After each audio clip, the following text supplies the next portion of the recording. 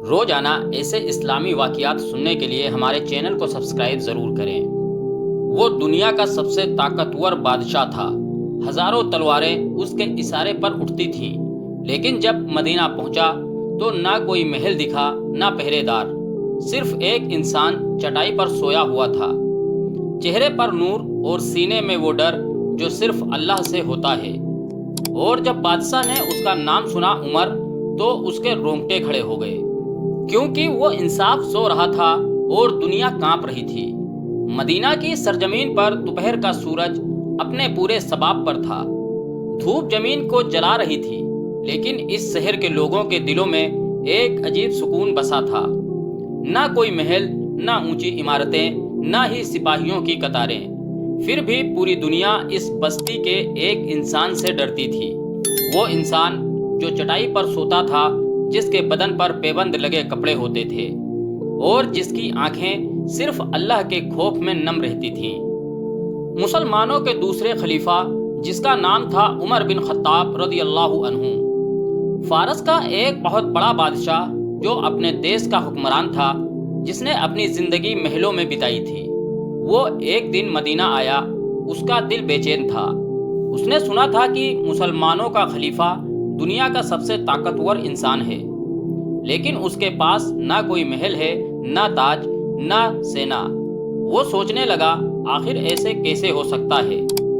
بادشاہ اپنے خاص گارڈز اور وزیروں کے ساتھ مدینہ کی سرحد میں داخل ہوا۔ اس نے سوچا تھا کہ کسی اونچے محل کے پاس رکنا پڑے گا اور پھر بہت سختی سے پوچھ تاچھ کے بعد شاید اسے خلیفہ سے ملنے کی اجازت ملے گی۔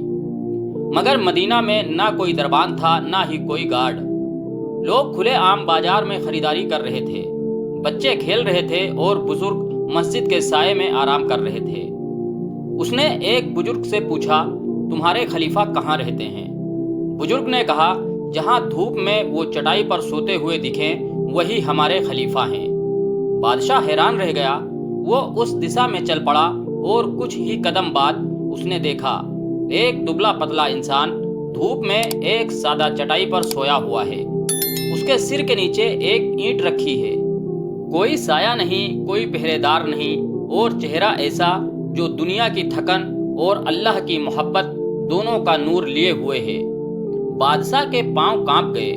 وہ آگے بڑھا اور چپ چاپ کچھ دیر کھڑا رہا۔ وہ انسان کوئی اور نہیں بلکہ خود حضرت عمر رضی اللہ تعالی عنہ تھے۔ جب حضرت عمر اٹھے تو سامنے ایک غیر ملکی بادشاہ کو دیکھ کر مسکرائے، بولے، کہاں سے آئے ہو بھائی؟ بادشاہ نے کانپتی آواز میں کہا، میں ایک حکمران ہوں، میں یہاں اسلام اور انصاف کو دیکھنے آیا ہوں۔ حضرت عمر نے مسکرا کر کہا، اور مجھے؟ بادشاہ نے کہا، مجھے یہ دیکھ کر یقین نہیں ہو رہا کہ اتنا بڑا خلیفہ اس طرح ایک چٹائی پر سوتا ہے۔ حضرت عمر نے سادگی سے جواب دیا، اگر انصاف ہو دل میں تو نہ محل چاہیے نہ تاج۔ جب میں رات کو جاگ کر خود سے حساب لیتا ہوں تو اللہ میری حفاظت کرتا ہے۔ بادشاہ کی آنکھیں بھر آئیں۔ اس نے کہا، ہم نے راج کیا تلواروں سے، لیکن لوگ تم سے محبت کرتے ہیں تمہارے عدل سے۔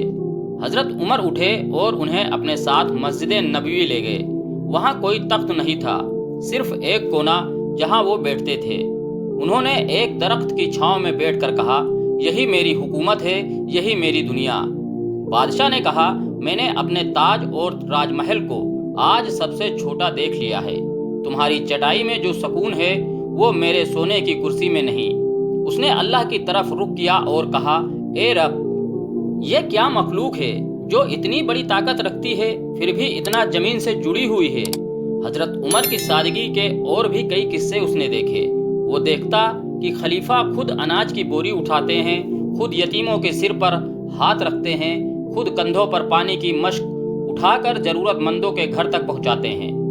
ایک رات بادشاہ نے دیکھا کہ حضرت عمر اپنے گھر نہیں گئے بلکہ چپ چاپ شہر کے باہر چلے گئے۔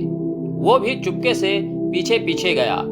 دیکھا کہ ایک عورت اپنے بچوں کے ساتھ بیٹھی ہے، چولہا جل رہا ہے اور بچے رو رہے ہیں۔ حضرت عمر ان کے پاس پہنچے، سلام کیا اور پوچھا، کیا ہوا بہن؟ عورت نے کہا، ہم بھوکے ہیں اور کوئی پوچھنے والا نہیں۔ حضرت عمر بنا ایک لفظ بولے واپس لوٹے اور خود اناج، گھی اور لکڑیاں لے کر لوٹے۔ بادشاہ دیکھتا رہا کہ خلیفہ خود بوری اٹھائے جا رہے ہیں۔ عورت نے کہا آپ رکھ دیجئے، میں پکا لوں گی۔ حضرت عمر بولے نہیں بہن، جب تک بچے مسکراتے نہیں میں نہیں جاؤں گا۔ انہوں نے خود روٹیاں سینکی اور بچوں کو کھلایا۔ بچوں کی ہنسی سن کر ان کے چہرے پر مسکراہٹ آئی۔ بادشاہ کا دل کانپ گیا۔ وہ سوچنے لگا یہ وہ شخص ہے جسے اگر میں اپنے دیس میں لے جاؤں تو شاید ساری انسانیت بدل جائے۔ صبح ہوئی، وہ خلیفہ کے پاس گیا اور کہا میں نے حکومت دیکھی تھی، آج خدمت دیکھی ہے۔ میں نے تاج دیکھے تھے، آج تقویٰ دیکھا ہے۔ مجھے آج یقین ہو گیا کہ تم اللہ کے پسندیدہ بندوں میں سے ہو۔ حضرت عمر نے کہا اگر میں نے لوگوں کی فکر نہ کی تو میرا حساب سب سے سخت ہوگا۔ یہ کرسی نہیں، امانت ہے۔ بادشاہ نے اسی وقت اسلام قبول کر لیا۔ اس کے چہرے سے غرور اتر گیا تھا۔ اب وہ ایک بندہ تھا، اللہ کا بندہ۔ جب وہ واپس اپنے ملک لوٹا تو اس کی زبان پر ایک ہی نام تھا، عمر۔ وہ اپنے دربار میں کہتا ہم نے بہت راج کیا، لیکن حکومت کی اصلی تعلیم مدینہ کی اس چٹائی سے ملی۔ سالوں بعد جب حضرت عمر شہید ہوئے تو اس بادشاہ نے ایک خط مدینہ بھیجا۔ لکھا میری ریاست میں انصاف تم سے ہی آیا۔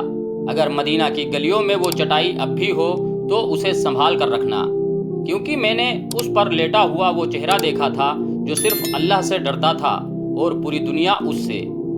دوستوں، اگر حضرت عمر رضی اللہ عنہ کی یہ کہانی آپ کے دل کو چھو گئی ہو تو اس ویڈیو کو شیئر کریں تاکہ اور لوگوں تک اس انصاف کی روشنی پہنچ سکے۔ ہمارا چینل نہال اسٹوری کو سبسکرائب کرنا نہ بھولیں، کیونکہ یہاں ہر روز ملتی ہے ایک سچی، اثردار اور روح کو ہلا دینے والی اسلامی کہانی۔ ملتے ہیں اگلی داستان میں، تب تک کے لیے سلام اور دعاؤں کے ساتھ اللہ حافظ۔